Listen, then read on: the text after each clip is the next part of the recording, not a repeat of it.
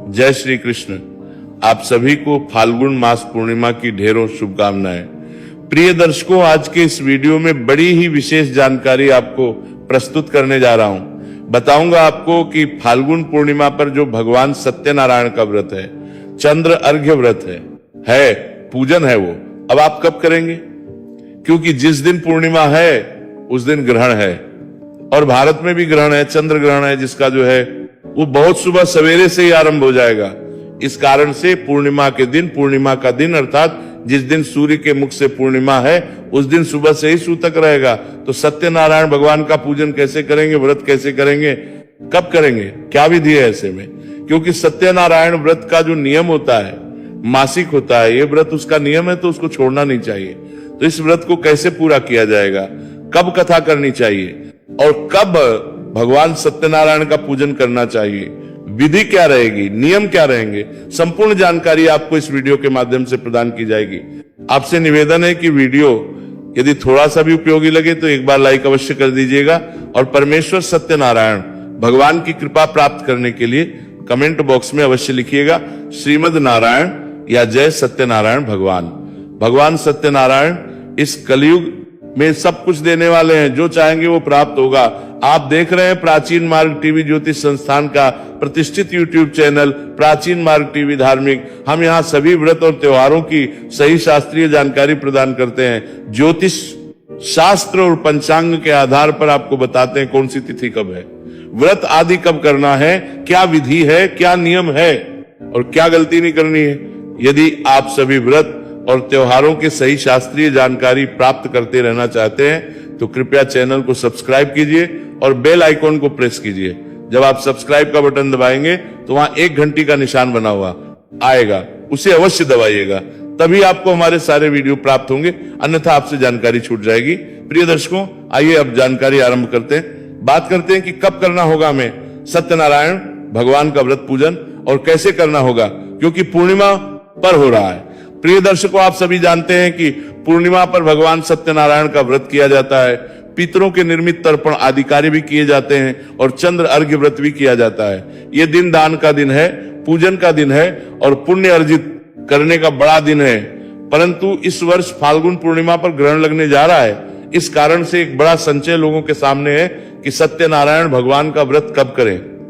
तो जैसे हमने आपको बताया कि होली का दहन कब करें, शास्त्रीय विधि बताया, शास्त्रों के नियम के अनुसार बताया, वैसे ही आपकी इस शंका का निदान भी करते हैं। पूर्णिमा व्रत का जिनका नियम होता है उनके लिए व्रत महत्वपूर्ण होता है और वो इसे पूरी निष्ठा के साथ तो करते ही हैं, साथ ही बीच में इसे छोड़ा भी नहीं जाता है, इसीलिए वो लगातार करते हैं। संक्षेप में इसकी विधि बताता हूं, फिर जानकारी आपके सामने होगी कि ग्रहण में कैसे होगा ये व्रत पूजन। तो प्रिय दर्शकों, पूर्णिमा के दिन सबसे प्रथम कार्य जो है वो पूर्णिमा का पवित्र स्नान, पूर्णिमा का जो स्नान होता है वो अत्यंत कल्याणकारी होता है। इस दिन पवित्र नदियों में स्नान करने का नियम कहा गया है। जो पवित्र नदियों में स्नान करता है उसका कल्याण होता है। जो नदियों में ना जा सके स्नान करने, उसे घर पे स्नान करना चाहिए। और घर पे कैसे, उसे घर पे गंगा जल युक्त जल से स्नान करना चाहिए। अर्थात जो आपकी बाल्टी आती है जल भरने की, उसमें पहले गंगा जल भरिएगा, फिर शुद्ध जल, और उसके बाद आप उसे स्नान कीजिएगा। ये स्नान बड़ा कल्याणकारी होता है। स्नान आदि करके स्वच्छ वस्त्र धारण कीजिए। स्वच्छ वस्त्र धारण करके कि प्रतिदिन के जो पूजा पाठ है उनको किया जाता है। तदोपरांत आप पितृ तर्पण आदि कार्य करते हैं, गीता का 7वां अध्याय सुनते हैं, जो आपको अवश्य पूर्णिमा पर सुनना चाहिए, जो भगवान सत्यनारायण की कथा है। कुछ प्रांतों में या ये कहें कि कुछ लोग उसे प्रातः काल कर लेना उचित मानते हैं और कुछ का कहना है कि उसे शयन काल को किया जाना चाहिए। ये अपनी अपनी मान्यताओं पर भी आधारित है, अपनी अपनी सुविधाओं पर भी आधारित है और कभी कभार मुहूर्त पर भी आधारित होता है। क्योंकि भगवान ने जो पूर्णिमा व्रत की कथा में जो वर्णन आता है, कहा गया है कि शयन काल के बाद ही हमें सत्यनारायण कथा पूजन आदि करना चाहिए। इसमें सवा या प्रसाद जो है वो प्रमुख रूप से लेना होता है। और आप सभी जानते हैं कि प्रसाद के रूप में पंजीरी और पंचामृत का भोग भगवान को विशेष रूप से लगता है। पंजीरी बनानी है, आटा भून के पंजीरी बनानी है और पंचामृत बनता है। कच्चा दूध, दही, घी, शहद और शक्कर को मिला के पंचामृत बनाना है और केले को काट के अवश्य रखना है। केले के छोटे छोटे टुकड़े करके और इसका भोग तुलसी दल रख के भगवान सत्यनारायण को लगाया जाता है। इस व्रत में सत्यनारायण भगवान के पंचाध्यायी कथा जो है उसको प्रमुख रूप से सुना जाना चाहिए। और ये जो व्रत है अब इसको 2 से पूर्ण किया जाता है। कुछ लोग क्या करते हैं कि सत्यनारायण भगवान की कथा आदि करते हैं दिन में और सायंकाल को व्रत खोल लेते हैं। और कुछ लोगों का नियम है कि जब तक चंद्रमा उदित नहीं होता तब तक वो व्रत नहीं खोलते, चंद्रमा को अर्घ्य देके व्रत को खोला जाता है। दोनों व्रत श्रेष्ठ हैं और दोनों का उत्तम फल है। ये अपनी अपनी कुछ लोगों की मान्यताओं पर आधारित है। वो चंद्रमा को अर्घ्य देकर व्रत खोलते हैं पूर्णिमा का, और कुछ लोग भगवान सत्यनारायण की कथा करके और व्रत खोल लेते हैं। अब प्रश्न उठता है कि इस वर्ष ये व्रत होगा कब और शास्त्र क्या कहते हैं, शास्त्र क्या अनुमति देते हैं। देखिए प्रिय दर्शकों, पूर्णिमा पर 2 प्रकार के व्रत होते हैं। एक सत्यनारायण भगवान का व्रत जिसकी अभी हम चर्चा कर रहे थे, कथा आदि करते हैं और उसके बाद सायंकाल को व्रत खोल लेते हैं। दूसरा है चंद्र अर्घ्य व्रत, जिसमें चंद्रमा के उदय होने पर ही सायंकाल को चंद्रमा को अर्घ्य देकर व्रत खोला जाता है। उसी के अनुसार निर्धारित होता है कि पूर्णिमा कब मनाई जाएगी। वस्तुतः शास्त्र कहते हैं कि पूर्णिमा का निर्धारण जिस दिन सूर्य के मुख से पूर्णिमा हो उसके अनुसार करना चाहिए। अर्थात सूर्य का उदय जब पूर्णिमा में हो रहा हो उस समय या उस दिन हमें पूर्णिमा मनानी चाहिए। अच्छा, उसमें भी नियम यह है कि सूर्य का उदय तो पूर्णिमा में हो रहा है। ध्यान ये भी देना चाहिए कि पूर्णिमा तिथि उदय के बाद कितने समय तक रहेगी। अगर 2 रह जाती है, 2 घटी रह गई तो निश्चित रूप से आपको उसी दिन मनाना चाहिए, क्योंकि 2.5 घंटे के आसपास जब कोई भी तिथि रह जाती है सूर्योदय के बाद तो वो तिथि पूरा दिन मानी जाती है। हम इस वर्ष की बात करते हैं 2026 में कि 2026 में कब है, ये पूर्णिमा कब शुरू हो रही है, कब समाप्त हो रही है। तो देखिए 2026 में 2 मार्च दिन रहेगा सोमवार का। पूर्णिमा तिथि शाम को 5:55 पर आरंभ हो जाएगी।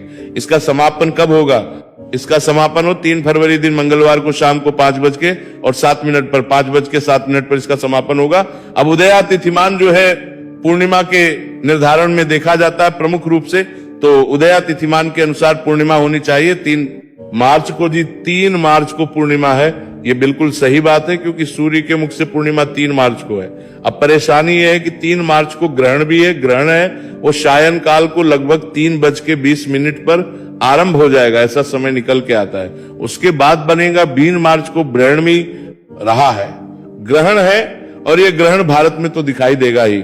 भारत के साथ ये ऑस्ट्रेलिया में भी दिखाई देगा, यूएई में भी दिखाई देगा, भारत के आसपास के देशों पर भी इसका प्रभाव रहेगा, प्रशांत क्षेत्र में भी इसका प्रभाव रहेगा। और सूर्य ग्रहण कहां पे था, दक्षिणी अमेरिकी देशों में। लेकिन ये जो नॉर्थ अमेरिका अर्थात उत्तरी अमेरिका के कुछ हिस्सों में भी रहेगा। और जैसा कि मैंने आरंभ में ही बताया कि भारत में तो निश्चित रूप से इसका प्रभाव रहने ही वाला है। ये जो ग्रहण है ये पूर्ण चंद्र ग्रहण होगा, आधा अधूरा नहीं है, अर्थात आंशिक नहीं होगा, पूर्ण चंद्र ग्रहण होगा, बड़ा चंद्र ग्रहण होगा। प्रश्न उठता है कि कब शुरू होगा, कब समाप्त होगा, सूतक कब से कब तक रहेगा। तो ये जो चंद्र ग्रहण है वो लगभग 1:20 का समय इसकी शुरुआत का बताया जा रहा है। सायंकाल को 3:20 और ये लगभग 7 बजे के आसपास तक रहेगा। इसके अतिरिक्त जो नियम है वो ये कहता है जी कि जो सूतक है ना ग्रहण का, वो 9 घंटे पहले, चंद्र ग्रहण का सूतक 9 घंटे पहले और सूर्य ग्रहण का सूतक 12 घंटे पहले, तो 9 घंटे पहले इस ग्रहण का सूतक लग जाएगा। इस प्रकार से सूतक की शुरुआत होगी 3 तारीख सुबह 6:19 से 6:19 पर ये जो सूतक है ये आरंभ हो जाएगा। अच्छा जी, तिथि की गणना होती है सूर्योदय के बाद, और इस बार परेशानी ये है कि सूर्योदय होगा उससे पहले तो सूतक लग चुका होगा। तो इस अवस्था में क्या किया जाएगा। देखिए प्रिय दर्शकों, 3 तारीख को आप व्रत यदि करते हैं तो सबसे पहले तो शास्त्र कहते हैं कि जिस दिन ग्रहण हो उस दिन कोई भी शुभ कार्य नहीं करना चाहिए, पूजा पाठ का कार्य नहीं करना चाहिए, कोई भी त्योहार नहीं मनाना चाहिए, अर्थात कोई भी सदकर्म नहीं किया जा सकता। जब तक ग्रहण है या सूतक आरंभ हो गया है तो सूतक में भी नहीं कर सकते। इस प्रकार से यदि 3 तारीख को आप व्रत करने का सोचे तो 3 तारीख को आप करने का, तारीख को पूजन नहीं हो सकता, क्योंकि सूतक सुबह 6:20 पे लग जाएगा, पूरा दिन सूतक रहेगा, फिर ग्रहण आरंभ हो जाएगा। कुछ पंचांग में ग्रहण को 5:58 पर समाप्त बताया जा रहा है। तो ऐसे में पूरा दिन तो आपका निकल गया, तो आप रहेंगे कैसे और व्रत का लाभ क्या होगा। क्योंकि मैंने बताया शास्त्र कहते हैं कि ग्रहण में किसी प्रकार का व्रत नहीं करना चाहिए, क्योंकि ग्रहण वो समय होता है जब हमारे ग्रह पीड़ा की अवस्था में होते हैं, उसमें कोई भी अच्छा काम नहीं किया जा सकता। और भगवान सत्यनारायण की पूजा कब करेंगे? ग्रहण के समय में पूजा तो सर्वथा वर्जित कहिए, पूर्णता वर्जित कहिए। चाहे आप सिंधु ज्योतिष शास्त्र पढ़ लीजिए, चाहे मुहूर्त चिंतामणि कर लीजिए, सभी ने ग्रहण के पूजा पाठ के लिए पूर्णता त्याग कहा है। तो अब ऐसी अवस्था में किया क्या जा सकता है? देखिए, 3 तारीख को तो किसी भी अवस्था में अब करना उचित रहेगा, क्योंकि 3 तारीख को यदि आप करते हैं तो करना उचित नहीं है। मान लीजिए आप व्रत कर लें किसी प्रकार से, तो कुछ लोग हो सकता है कि आपको कहें कि सायंकाल को कर लीजिए, आप ग्रहण समाप्त हो जाएगा 6 बजे, उसके बाद आप सत्यनारायण भगवान का पूजन कर लीजिए।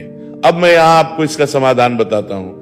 नियम कहता है कि जो पूर्णिमा के व्रत है, एक जो दिन में खोला जाता है और एक चंद्र अर्घ्य व्रत होता है, तो जब सूर्य के अनुसार निर्धारण ना हो तो प्रदोष वेला के अनुसार निर्धारण कर लेना चाहिए, अर्थात चंद्रमा के अनुसार निर्धारण कर लेना चाहिए। जब कभी ऐसी स्थिति उत्पन्न हो जाए, जैसे इस पार है कि अगर आप सूर्य के अनुसार चल रहे हैं, सूर्य के मुख के अनुसार चल रहे हैं, तो आपको उत्तम तिथि उत्तम दिन प्राप्त नहीं हो रहा, तो फिर चंद्र उदय के अनुसार निर्णय करना चाहिए। और ये जो व्रत है पूर्णिमा का, इसका चंद्र उदय के अनुसार इसलिए भी निर्णय कर सकते हैं क्योंकि इसका एक व्रत चंद्रमा को अर्घ्य देके भी खोला जाता है। अब प्रश्न उठता है कि चंद्रमा जिस दिन पूर्णिमा में उदय हो, आप उस दिन इस व्रत को कीजिए। चंद्र उदय कब है पूर्णिमा में? देखिए, यदि हम 3 तारीख की बात करें, 3 मार्च की, तो 3 मार्च को चंद्र उदय हो 6:15 पर, लेकिन पूर्णिमा तिथि की समाप्ति हो जाएगी 5:07 पर, अर्थात चंद्रमा का उदय ही प्रतिपदा में हो रहा है। चंद्रमा का उदय पूर्णिमा में नहीं हो रहा, पूर्णिमा का चांद नहीं मिल रहा है। हम बात करें 2 तारीख को, तो 2 तारीख को जो है पूर्णिमा तिथि शुरू हो रही है शाम को 5:55 पर। 2 मार्च शाम को 5:55 पर पूर्णिमा आरंभ हो रही है। अब चंद्र उदय की बात करते हैं, तो 2 मार्च को चंद्रमा का उदय जो है वो लगभग 6:23 पर बताया जा रहा है, अर्थात चंद्रमा के उदय से पहले ही पूर्णिमा आ गई होगी, तो पूर्णिमा में ही चंद्रमा का उदय होने जा रहा है। कब? 2 मार्च को। तो प्रिय दर्शकों, शास्त्र ये कहते हैं कि ऐसी अवस्था जब भी उत्पन्न हो कि आप सूर्य व्यापिनी पूर्णिमा व्रत ना कर पाए, तो चंद्र व्यापिनी पूर्णिमा में व्रत कर लेना चाहिए, उसमें कोई दोष नहीं है। हो सकता है कुछ लोग आपको ये भी कहे, अरे नहीं, उस दिन तो चतुर्दशी है, चतुर्दशी में नहीं करना व्रत। आप ये समझिए, आप चतुर्दशी में नहीं, चंद्र व्यापिनी पूर्णिमा में व्रत कर रहे हैं कि जिस दिन चंद्रमा का उदय पूर्णिमा में हो रहा है, तो इस प्रकार से व्रत आप कीजिए। 2 तारीख को और होली जलाने का जो कार्य होगा वो भी होगा इस बार। 2 ही तारीख को मैंने मुहूर्त बताया। भद्रा पुच्छ का नियम है, भद्रा तो शुरू हो जाएगी, लेकिन मुख जो है वो आगे आएगा बाद में, पहले भद्रा पुच्छ है। इसीलिए सायंकाल को होली जलाने में भी, दहन करने में भी कोई दोष नहीं है।